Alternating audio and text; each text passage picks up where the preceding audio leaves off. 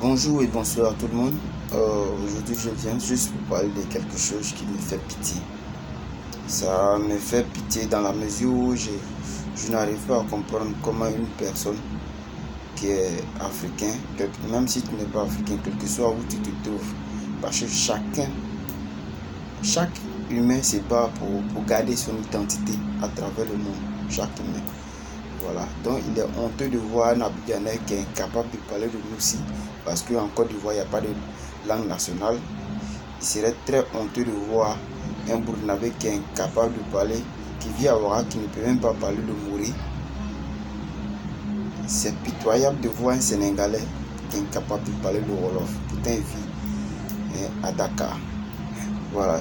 Je cite seulement que ceux-là, qu'on va prendre même chez les anglophones, c'est pareil.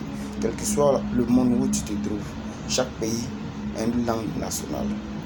En dehors de la langue nationale, imaginez un peu, un instant, que toi, tu es un Baoulé, un Agni, un Burkinabé, quel que soit ton ethnie, le dialecte que tu es censé parler, c'est la langue nationale ou ta langue maternelle, tu es incapable de la parler. Parce que quoi, tu préfères parler le français. Imagine que tu te retrouves quelque part et tu as besoin de dire quelque chose à ton frère ou quelqu'un qui vous venez de la même ville ou du même pays sans que les autres ne l'entendent. Comment est-ce que tu t'exprimes?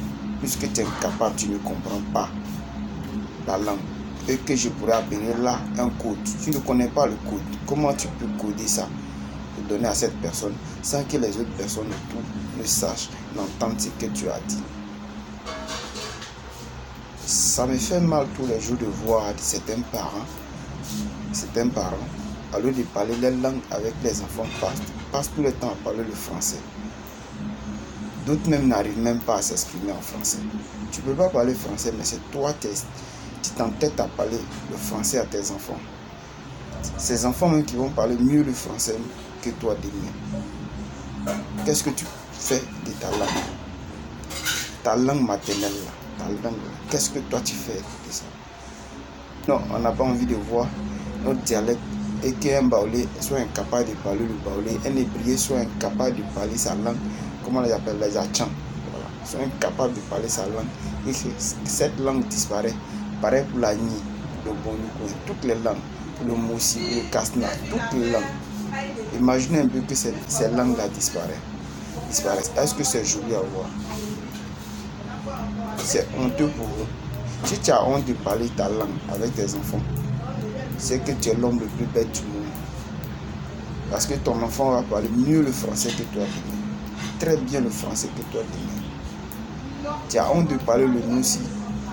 Pourtant, la Côte d'Ivoire n'a pas instauré une langue nationale. Comment est-ce que tu pourras parler à un Abidjanais en Bengué ou disons au Sénégal ou au Burkina, quel que soit où tu... À partir du moment où on parle le français là-bas, comment est-ce que tu peux coder quelque chose pour lui donner sans que tous ceux qui sont autour t'entendent parler? On doit se revoir parce que c'est bête.